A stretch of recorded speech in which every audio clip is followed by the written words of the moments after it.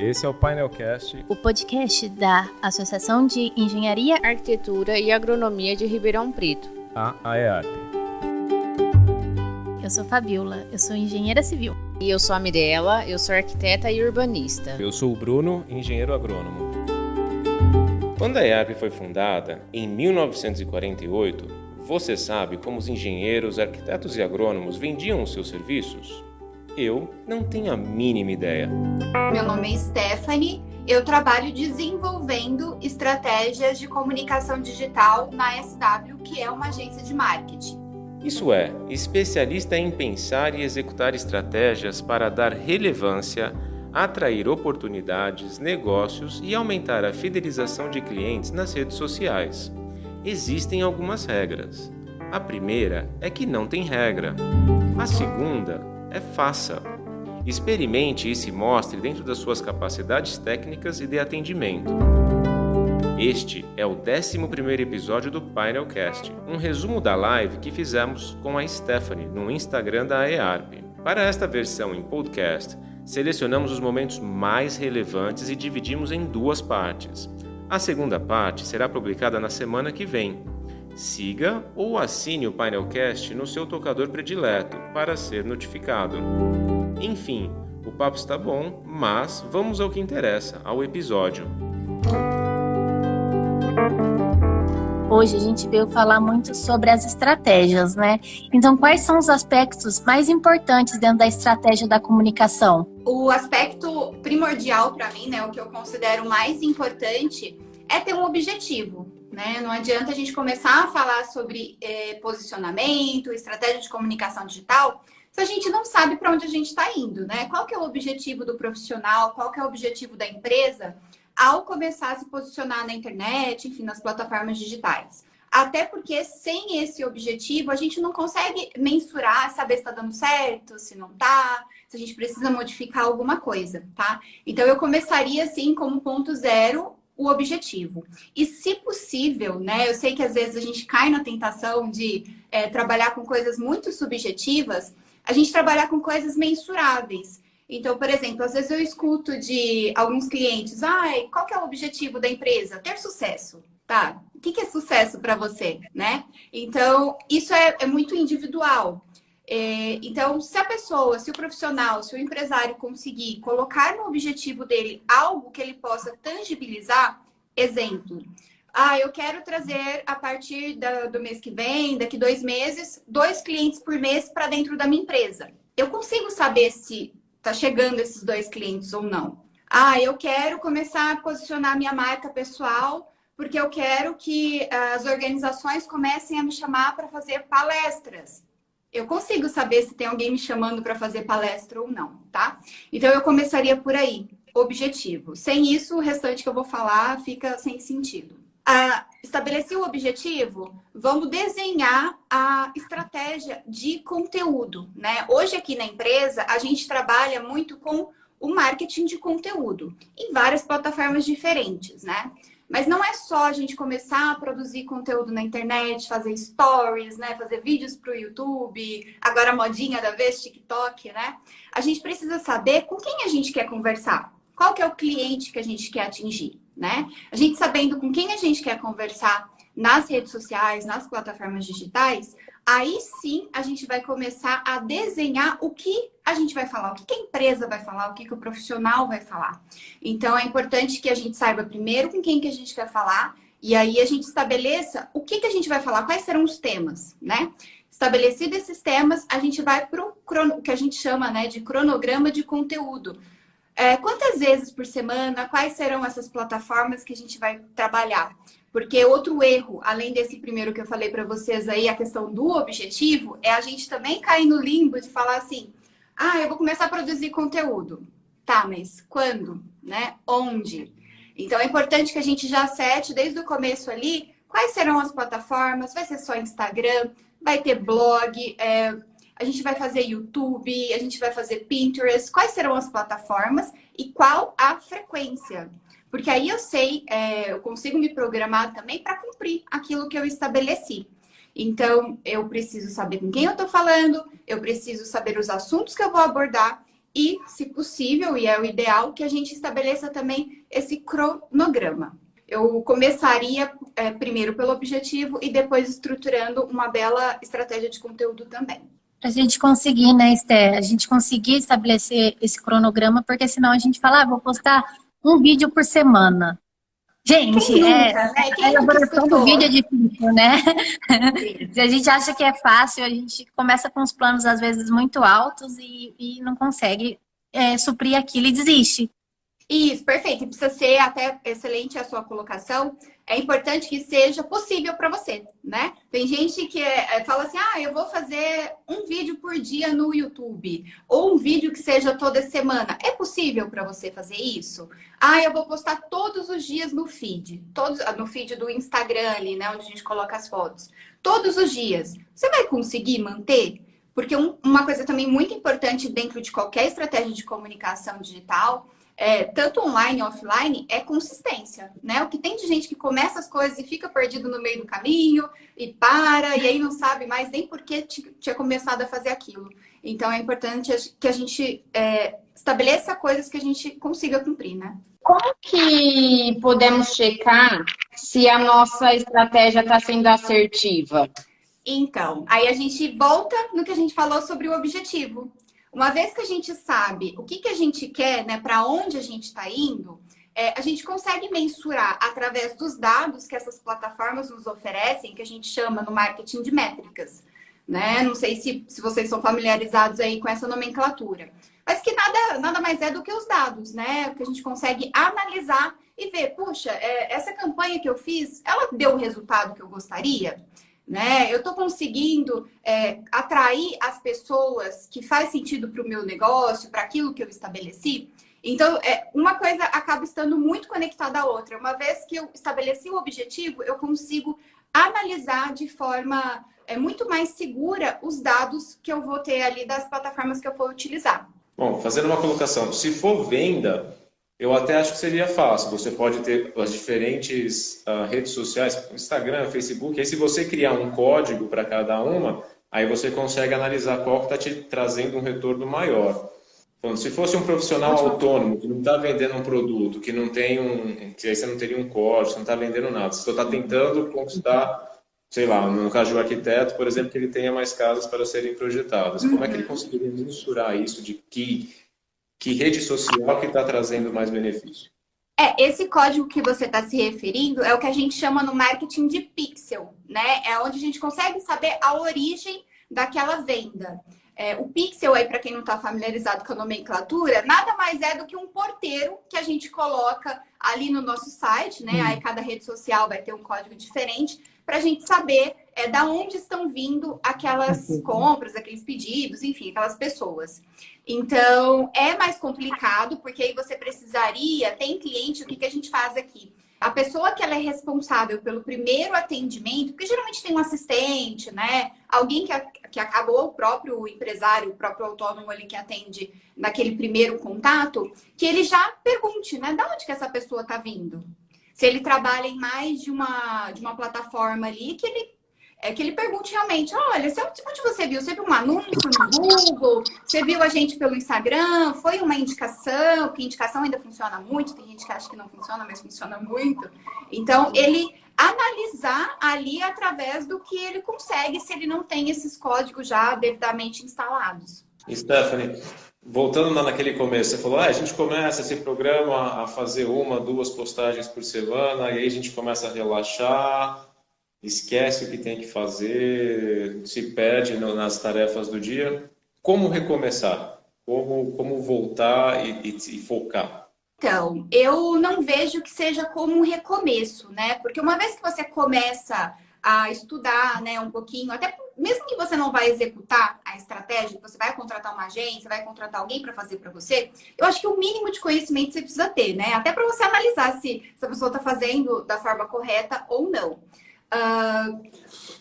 Uma vez que você começou a estudar, né, começou a se posicionar, você não vai voltar do zero, né? Você já deu uma caminhada ali. O que você vai fazer é como a gente faz no GPS, né? A gente recalcula a rota. Então, não tá dando certo essa estratégia que eu comecei, essa linha editorial ela não emplacou, eu achei que meu cliente queria saber disso, mas ele não quer saber. Então, assim, você não vai desaparecer com aquele conhecimento, né? Você vai recalcular a rota e vai simplesmente refazer aquela estratégia e continuar. Então, eu acho que não é nem um recomeçar, porque o recomeçar já dá aquela impressão que você está começando do zero, né? Então, eu acho que é mais uma questão de você recalcular em cima das métricas que você estabeleceu, que você está analisando ali. Uma pausa no episódio para te dar mais algumas dicas. A EARP tem feito lives muito legais com pessoas que têm muita informação boa para compartilhar e em todas as áreas. Para não perder, siga a EARP nas redes sociais. Dê uma olhada no Facebook, no Instagram e no YouTube da associação. Alguns conteúdos estão gravados e tenho certeza de que você vai gostar bastante. E se você é associado à EARP, cadastre seus serviços nos classificados do site www.aearp.org.br para você ser visto por quem pode fazer bons negócios com você. Vamos voltar ao papo com a Stefane, que está muito legal. Qual que é o impacto de um marketing mal direcionado? Um marketing que ele não é bem feito ou ele não é estratégico. Quando a gente fala estratégico, é porque a gente não analisou tudo aquilo que a gente falou, né? A gente não tem um objetivo, a gente não sabe com quem que a gente está falando, nem nada disso. O que acontece muitas vezes é a gente atrair um cliente que a gente não quer, ou um perfil do cliente mesmo que não se conecta com os valores que a gente tem, ou realmente você trazer pessoas que não vão comprar o seu produto. Entendeu? Porque são duas coisas diferentes. Às vezes você até atrai um cliente que pode comprar um produto seu.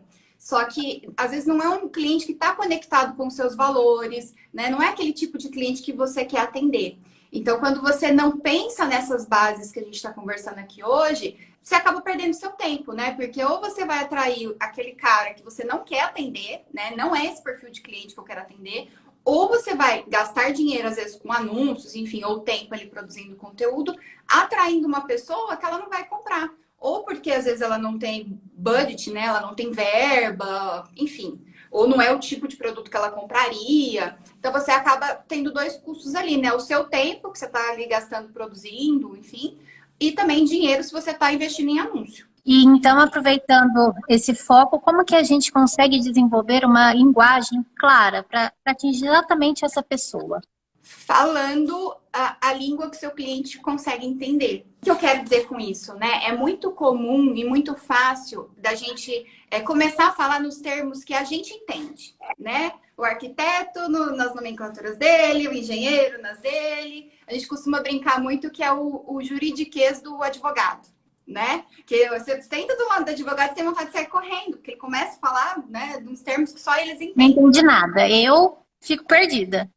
Eu também. Então, mas para ele é muito óbvio, ele vive no meio de advogados, né, lá no fórum, enfim. Então, ele entende que o que ele está falando, né, todo mundo está sabendo.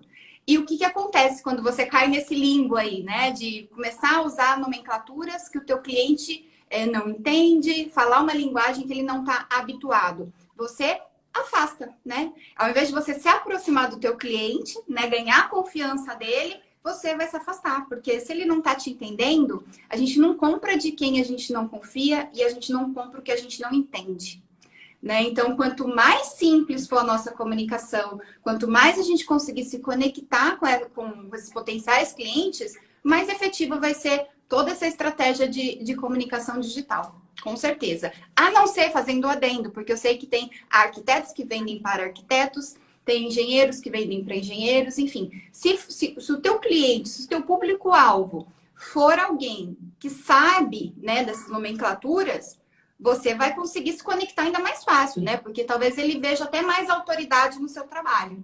Então, por isso que é importante a gente saber com quem a gente está conversando. Não existe uma regra que vai valer para todo mundo. E o que os profissionais podem fazer para ter mais segurança nessa comunicação? Olha, eu vejo que a segurança ela está muito ligada com duas coisas, principalmente. Primeiro, quando a gente fala de assuntos que a gente domina, né? Assuntos que estão no nosso dia a dia, que a gente trabalha. Então, quando a gente fala sobre algo que a gente vive, que a gente chama de o real deal, né? A gente está falando sobre o que a gente vive, a gente fala sobre coisas que a gente vende. A gente tem mais segurança, Porque a gente não está procurando lá uma teoria no livro para então gravar um vídeo ou vir aqui falar alguma coisa.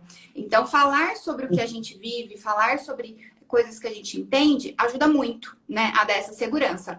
E a segunda coisa que não tem muito como fugir é a coisa do, né, você tem que fazer várias vezes até que aquilo comece a se tornar mais natural. Né? Não tem atalho, não tem um caminho ali do meio que você consiga escapar da coisa da prática mesmo, né? Da consistência de você fazer sempre. Qual a melhor forma de reconhecer meu cliente potencial? Aí a gente tem algumas maneiras, né? Se a gente está falando de uma empresa, por exemplo, que ela já tem clientes na base dela, o que a gente costuma fazer aqui é rodar pesquisa, tá? Então, aí a gente vai entender o segmento, né, da empresa e aí a gente vai bolar algumas perguntas ali para passar para essa base de cliente para a gente entender quem é o perfil de cliente que esse nosso cliente, no caso, está querendo atingir, tá? Essa é uma maneira. Aí vamos imaginar que a gente está falando de um profissional que acabou de sair da faculdade e ele quer começar a trabalhar como autônomo, né? Que nem foi falado aqui. O que ele pode fazer? Geralmente a gente sabe, né, mais ou menos, ou a gente pode supor, né, e aí vai tentativa e erro também, os tipos de conteúdo que o nosso cliente que ele costuma consumir. Às vezes revistas, por exemplo, o cliente da arquitetura, que tipo de conteúdo ele consome? E aí muitas dessas revistas têm o que a gente chama de Media Kit. Não sei se vocês já ouviram falar. Que nada mais que um amontoado ali de dados, de informações dos consumidores dessa revista. A revista Painel da IARP. Estou fazendo propaganda já, estamos aqui.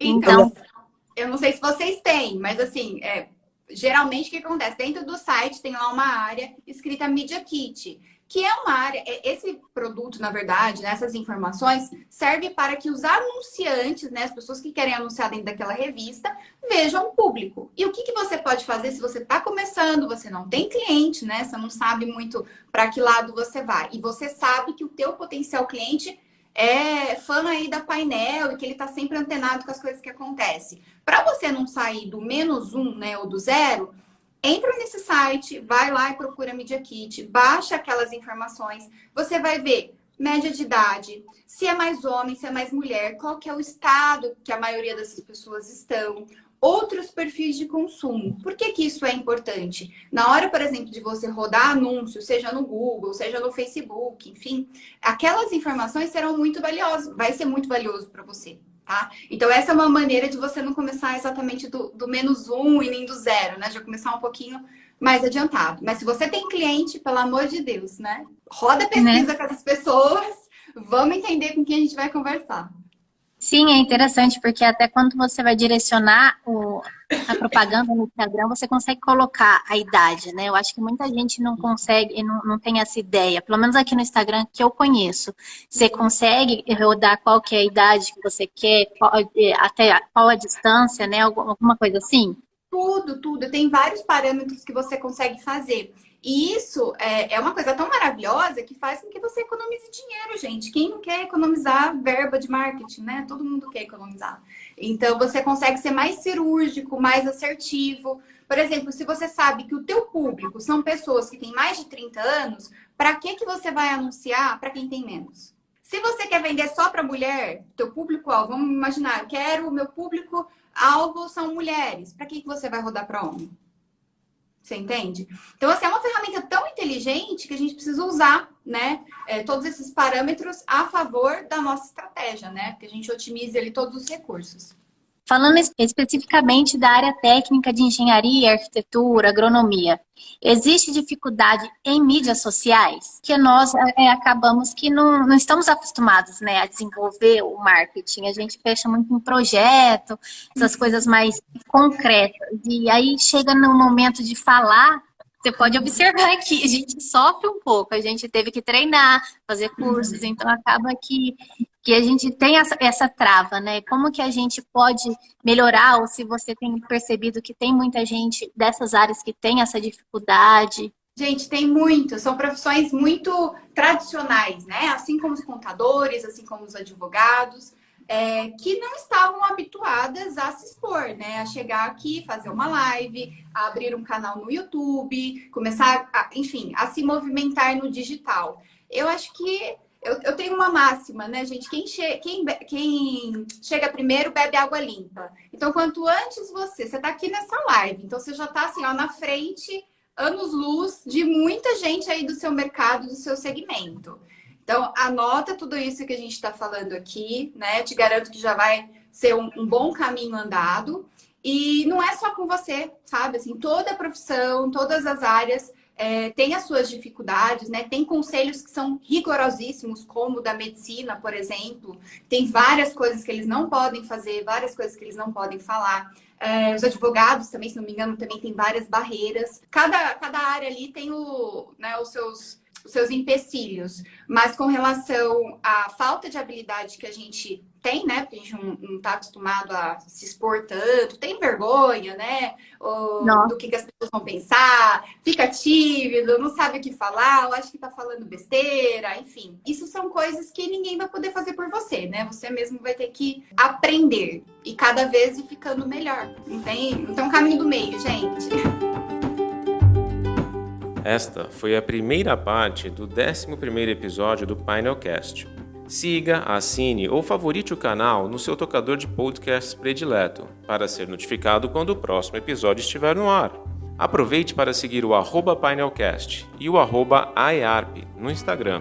Compartilhe esse episódio com seus colegas de trabalho e amigos e marque a gente nas redes sociais. Painelcast está no Spotify, Deezer, Google Podcasts e na galeria de vídeos do site da AEARP. A trilha sonora é da Blue Dot Sessions, a produção dos episódios é da Texto e Companhia Comunicação, quem dirige, edita, sonoriza é a jornalista Daniela Antunes. E se você não é associado da AEARP, aproveite para entrar no site e conhecer todas as oportunidades que a associação oferece. É o www.aearp.org.br. Se você é engenheiro, arquiteto ou agrônomo, seja AEARP.